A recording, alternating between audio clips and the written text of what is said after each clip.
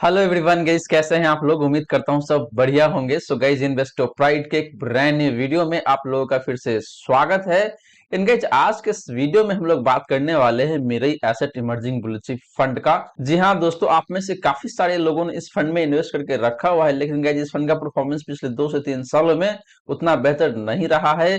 इस फंड ने अपनी category average as well as benchmark index दोनों को ही अंडर परफॉर्म करा हुआ है। तो इसके पीछे रीजन क्या है जिसकी वजह से ये फंड अंडर परफॉर्म कर रहा है पिछले 2 से 3 सालों में। एनगेज, अगर आपको इस फंड से एग्जिट करना चाहिए तो दूसरा फंड कौन सा हो सकता है जो कि इस फंड का बेस्ट अल्टरनेटिव निकल के आएगा आपके लिए।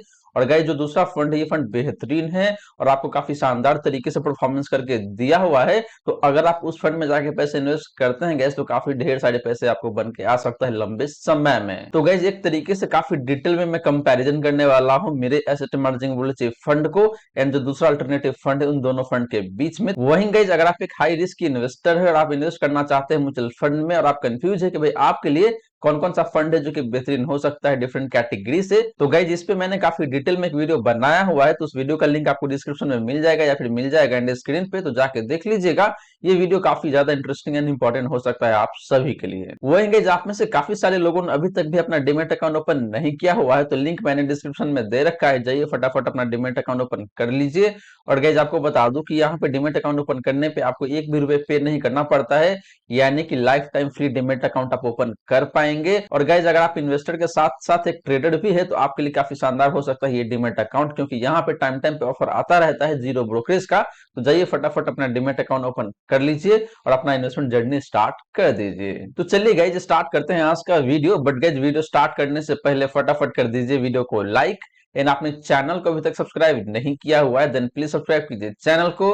इन साथ के साथ गाइस, नोटिफिकेशन बेल ऑन करके ऑल पे क्लिक कर लीजिएगा, ताकि जब भी इस चैनल पे वीडियो लेके आऊंगा सारे वीडियो का नोटिफिकेशन आपको मिलता रहेगा। तो गाइस, जैसे मैंने आपको बताया कि हम लोग करने वाले हैं यहाँ पे डिटेल कंपैरिजन मेरे asset emerging bull chip fund को एंड एक जो दूसरा फंड है उसके साथ। तो चलिए सबसे पहले बात कर लेते हैं इन दोनों ही फंड का बेसिक डिटेल्स का। इसके बाद गाइस बात करेंगे इन दोनों ही फंड का लमसम रिटर्न का एंड एसआईपी रिटर्न्स का। तो गाइस, बात करें यहाँ पे इन दोनों ही फंड का बेसिक डिटेल्स का, तो पहले बात कर लेते हैं यहाँ पे गाइस एसेट अंडर मैनेजमेंट का, यानी कि फंड साइज का। तो पहले बात करेंगे यहाँ पे आपका मेरे asset emerging blue chip fund का। तो इस फंड का जो फंड साइज है जो निकल के आता है यहाँ पे आपका 26,884 करोड़ का। बात करें guys HDFC large and mid cap fund का, तो इस फंड का जो फंड साइज है ये काफी रिजनेबल देखने को मिल जाता है और वो निकल के आता है यहाँ पे आपका 9,843 करोड़ का। गाइस, बात करें यहाँ पे कैटेगरी एवरेज का डेटा का, तो यहाँ पे कोई डेटा नहीं होता है, तो इसलिए आपको यहाँ पे अन्य देखने को मिल जाएगा। तो गाइस, फंड साइज की बात करें तो यहाँ पे आपका जो मेरे asset emerging blue chip fund है इसका फंड साइज काफी ज्यादा देखने को मिलता है।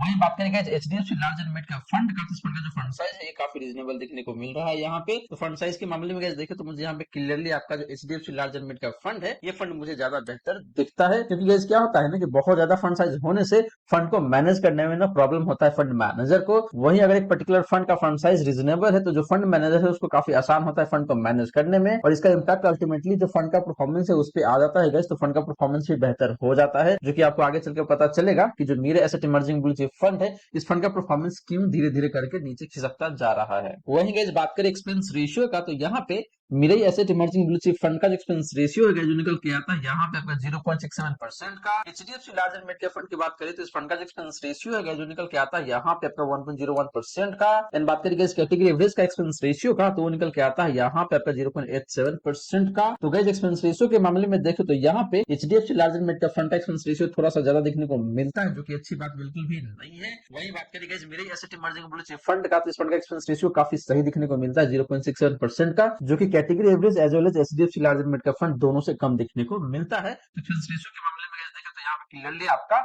मेरे asset emerging blue chip fund बेहतर दिख रहा है। बात करेंगे जिन दोनों ही फंड का इंसेप्शन का, यानी कि दोनों फंड लॉन्च कब हुआ था, कितना साल पुराना फंड है, तो पहले बात कर लेते हैं कि यहाँ पे मेरे asset emerging blue chip fund का, तो ये फंड लॉन्च हुआ था आपका जनवरी 2013 में। इस फंड को भी देखें तो 10 साल से थोड़ा सा ज्यादा हो चुका है। सिमिलर सा केस है आपका यहाँ पे HDFC large and mid cap fund का, इस फंड को भी देखें तो 10 साल से थोड़ा सा ज्यादा हो चुका है। इनका यहाँ पे कैटेगरी एवरेज का कोई डेटा नहीं होता है, तो इसलिए आपको यहाँ पे इन्हें देखने को मिल जाएगा। तो गाइस, एज के मामले में देखें तो दोनों फंड का एज सेम ही है, दोनों फंड 10 साल से थोड़ा सा ज्यादा पुराना फंड निकल के आता है, तो दोनों फंड एज के मामले में काफी सही दिखने को मिलता है। तो गाइस, ये रही बात आपका इन दोनों ही फंड का बेसिक डिटेल्स का। और गाइस, यहाँ पे देखें तो दोनों फंड अपने अपने जगह पर मुझे काफी सही दिखता है। हालांकि मेरे asset emerging blue chip fund का फंड साइज काफी ज्यादा दिखने को मिलता है वही बात करें एक्सपेंस रेशियो का, तो यहाँ पे आपका जो एचडीएफसी लार्ज एंड मिड का फंड है, इस फंड का एक्सपेंस रेशियो ज्यादा देखने को मिलता है। तो दोनों फंड देखें तो काफी एवरेज है। ओवरऑल अगर आप मेरे से पूछेंगे कि भाई बेसिक डिटेल के आधार पे कौन सा फंड यहाँ पे बेहतर दिखता है, तो मुझे एचडीएफसी लार्ज एंड मिड का फंड ज्यादा बेहतर दिखता है, क्योंकि इन दोनों फंड के एक्सपेंस रेशियो के बीच में बहुत ज्यादा का अंतर नहीं है। लेकिन अगर आप कंपेयर करते हैं फंड साइज का, तो यहाँ पे काफी ज्यादा अंतर दिखने को मिल जाता है दोनों फंड के बीच में। तो इसीलिए यहाँ पे मुझे एचडीएफसी लार्ज एंड मिड का फंड ज्यादा बेहतर दिखता है।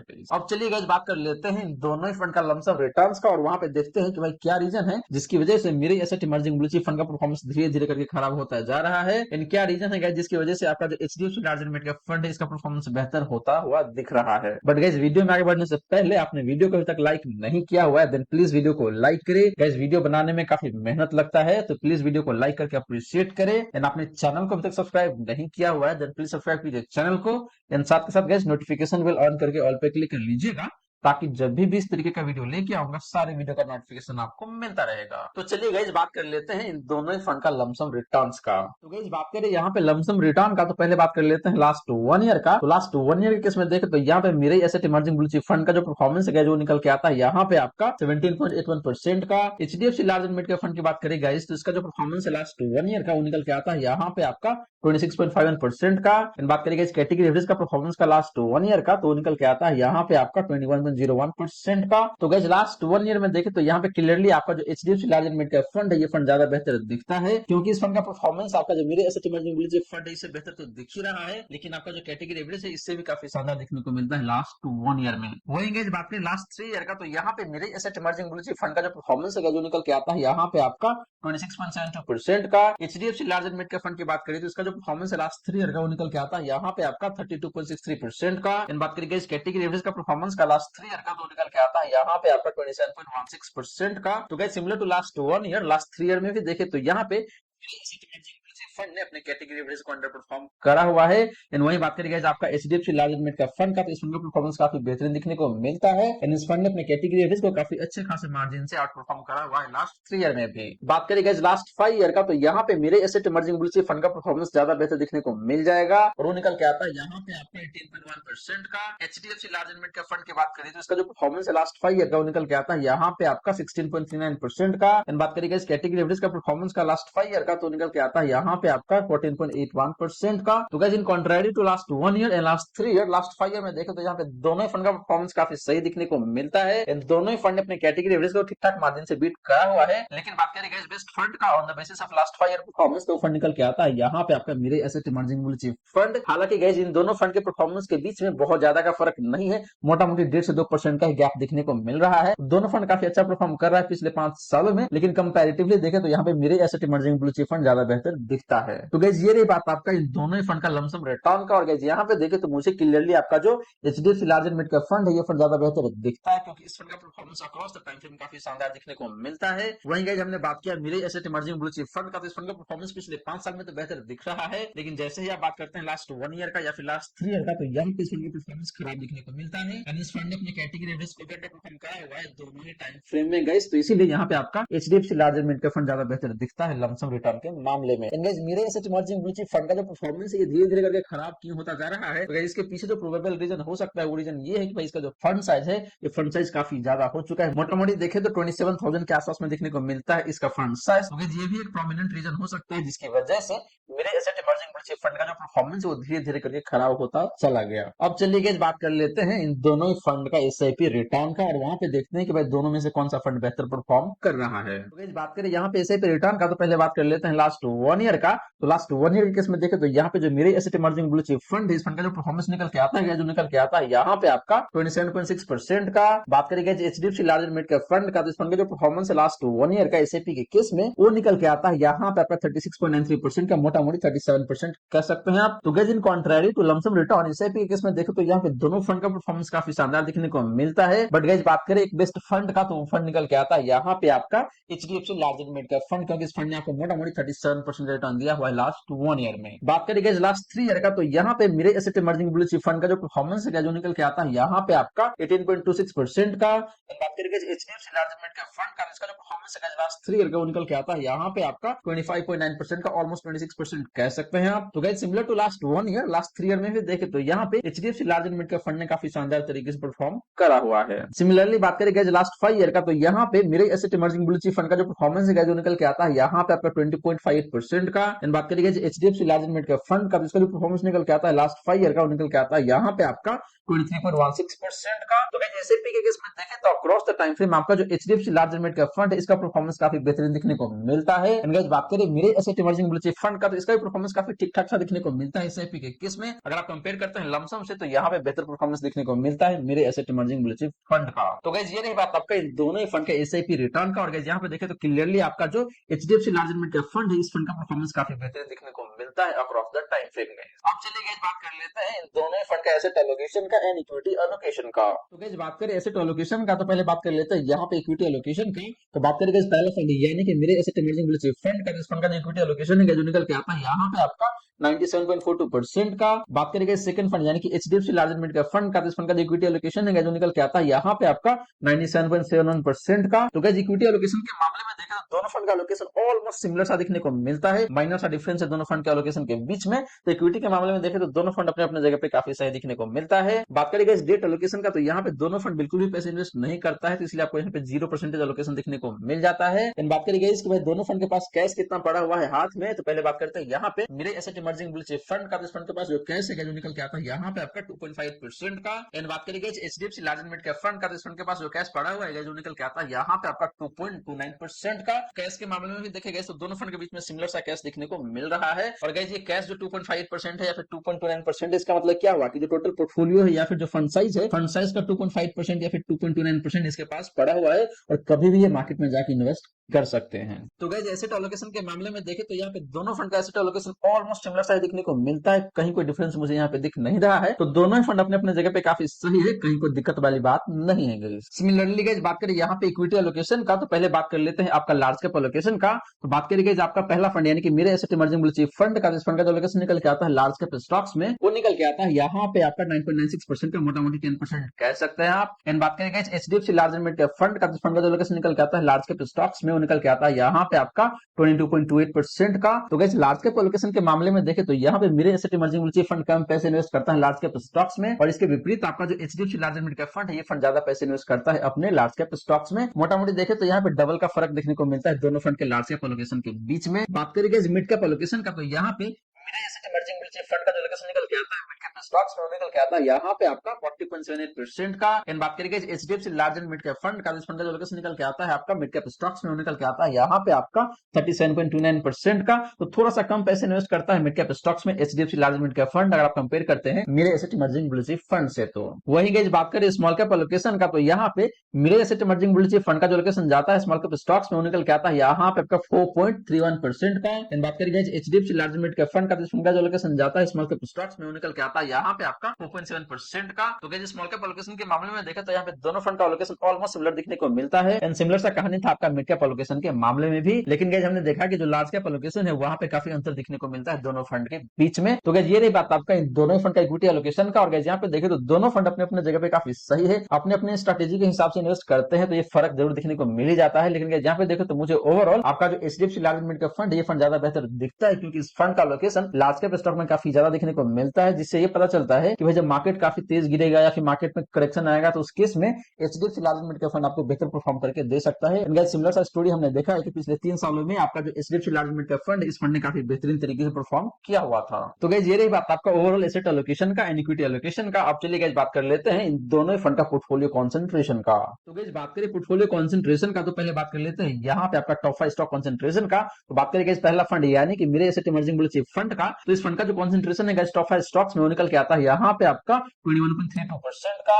बात करेंगे एचडीएफसी लार्ज लिमिट के फंड का, इस फंड का जो कंसंट्रेशन है टॉप 5 स्टॉक्स में वो निकल के आता है यहाँ पे आपका 15.37% का। बात करेंगे इस कैटेगरी का कंसंट्रेशन का टॉप 5 स्टॉक्स में, तो निकल के आता है यहाँ पे आपका 22.28% का। तो गाइस टॉप 5 स्टॉक कंसंट्रेशन के मामले में देखें तो यहाँ पे mirage asset emerging blue chip fund का कंसंट्रेशन लेवल ज्यादा देखने को मिलता है। इसका मतलब ये है कि ये फंड ज्यादा डाइवर्सिफाइड फंड नहीं है, ये फंड ज्यादा डिपेंडेंसी दिखाता है अपने टॉप 5 स्टॉक्स में अगर आप कंपेयर करते हैं एचडीएफसी लार्ज लिमिट के फंड से। तो बात करेंगे इस टॉप 10 स्टॉक कंसंट्रेशन का, तो यहाँ पे mirage asset emerging blue chip fund का जो कंसंट्रेशन निकल के आता है टॉप 10 स्टॉक्स में निकल के आता है यहाँ पे आपका 33.24% का। बात करेंगे एचडीएफसी लार्ज लिमिट के फंड का, इस फंड का जो कंसंट्रेशन निकल के आता है टॉप 10 स्टॉक्स में निकल के आता है यहाँ पे आपका 23.8% का। बात करेंगे इस कैटेगरी एवरेज का कंसंट्रेशन का, तो निकल के आता है यहाँ पे आपका 35.03% का। तो guys similar to top 5 stock concentration top 10 के मामले में भी देखें तो यहाँ पे मेरे asset emerging blue chip fund का कंसंट्रेशन ज्यादा देखने को मिलता है। इसका मतलब ये है कि ये फंड ज्यादा डाइवर्सिफाइड नहीं है। इसके विपरीत आपका जो एचडीएफसी लार्ज लिमिट का फंड है, ये फंड का डाइवर्सिफिकेशन लेवल ज्यादा देखने को मिलता है। लास्टली गाइस बात करें टॉप 3 सेक्टर कंसंट्रेशन का, तो यहाँ पे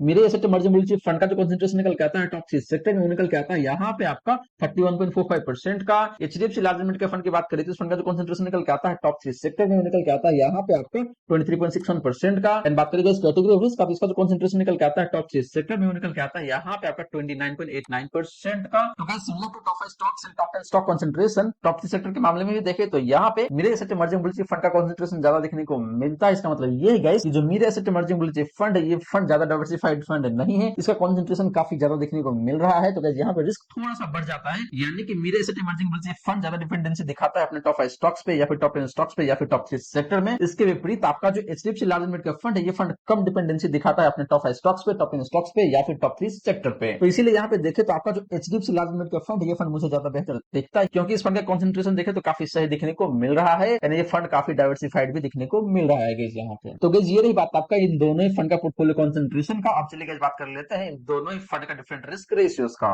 तो गाइस बात करें रिस्क रेशियोज का, तो पहले बात कर लेते हैं यहाँ पे डिवीजन का। बात करेंगे इस पहला फंड यानी कि मेरे इस्तेमाल जो फंड का, इस फंड का डिवीजन है जो निकल के आता है यहाँ पे आपका 13.79 का। बात करेंगे एचडीएफसी लार्ज लिमिट का फंड का, इस फंड का डिवीजन है जो निकल के आता है यहाँ पे आपका 15.77 का। देन बात करेंगे इस कैटेगरी एवरेज का डिवीजन का, तो निकल के आता है यहाँ पे आपका 14.47 का। तो गाइस डिवीजन के मामले में देखें तो यहाँ पे एचडीएफसी लार्ज लिमिट का फंड का डिवीजन थोड़ा सा ज्यादा देखने को मिलता है। इसका मतलब ये है कि इस फंड का रिटर्न थोड़ा सा ज्यादा वोलेटाइल रहता है इन कंपैरिजन विद मेरा asset emerging blue chip fund या फिर कैटेगरी एवरेज गाइस। बात करेंगे साफ रेशियो का, तो यहाँ पे मेरे asset emerging blue chip fund का साफ रेशियो है जो निकल के आता है यहाँ पे आपका 1.56 का। बात करेंगे एचडीएफसी लार्ज लिमिट का फंड का, इस फंड का साफ रेशियो है जो निकल के आता है यहाँ पे आपका 1.64 का। एंड बात करेंगे इस कैटेगरी एवरेज का साफ रेशियो का, तो निकल के आता है यहाँ पे आपका 1.51 का।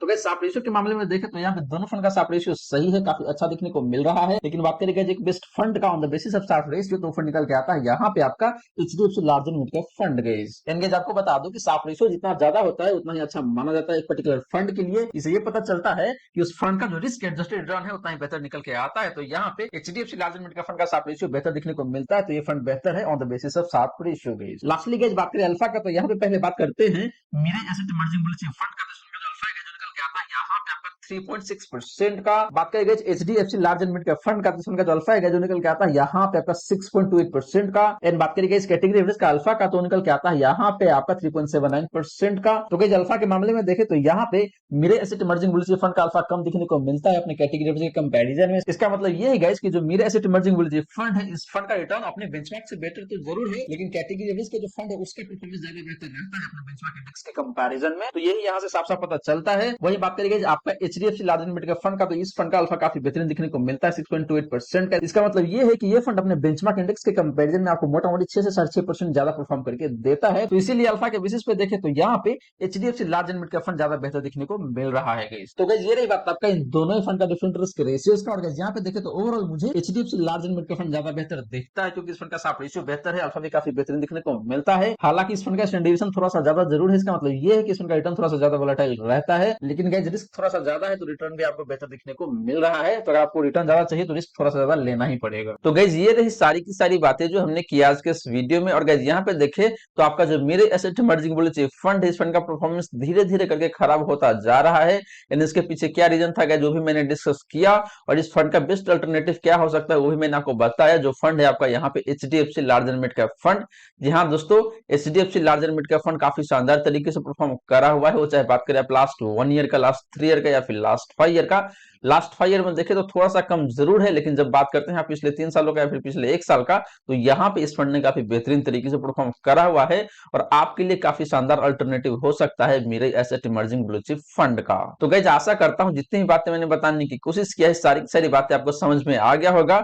मन में अगर कोई डाउट है, कोई क्वेश्चन है, तो फटाफट कमेंट सेक्शन में पूछ लीजिए, आपके क्वेश्चन का रिप्लाई मैं कर दूंगा। वहीं गाइस वीडियो अच्छी लगी हो तो वीडियो को लाइक करके अप्रिशिएट जरूर करें। एंड गाइस आपने चैनल को अभी तक सब्सक्राइब नहीं किया हुआ है देन प्लीज सब्सक्राइब कीजिए चैनल को।